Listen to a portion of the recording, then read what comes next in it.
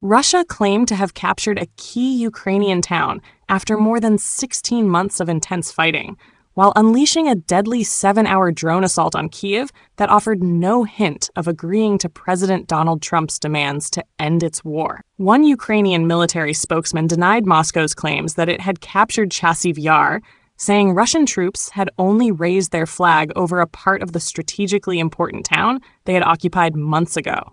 The Russian Ministry of Defense announced its capture in a short statement, another sign the Kremlin shows little appetite for the ceasefire that Trump has demanded. On Tuesday, Trump, whose historical warmth toward Putin has chilled significantly in recent weeks, said that he would start imposing tariffs and other measures on Moscow if it did not agree to a peace plan in 10 days.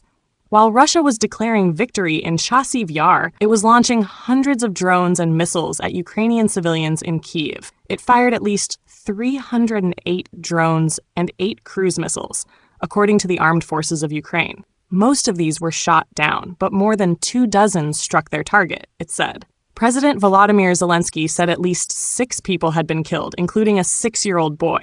Today, the world again saw Russia's response to our desire for peace with America and Europe.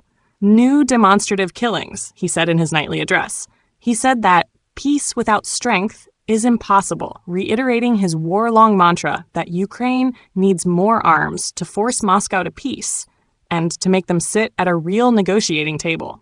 With a pre-war population of just 12,000, Chasiv Yar today lies in ruins, following more than a year of attritional warfare between the Russian invaders and Ukraine. Its significance owes to its key position en route to key fortress cities in the Donetsk region, including Kostiantynivka, Sloviansk, and Kramatorsk. Viktor Trigubov, spokesman for Ukraine's troops in the Khortytsia region, denied that Russia had made the key gain. As usual, they once again raised a flag at the occupied part of the town, which they took about a half year ago, he said, while spreading false information that they control all of the town. It was not immediately possible to independently verify either side's statements.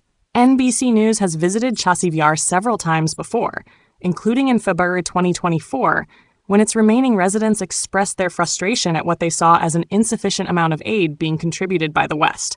One piece of graffiti in the town read, "We are not asking too much. We just need artillery shells and aviation.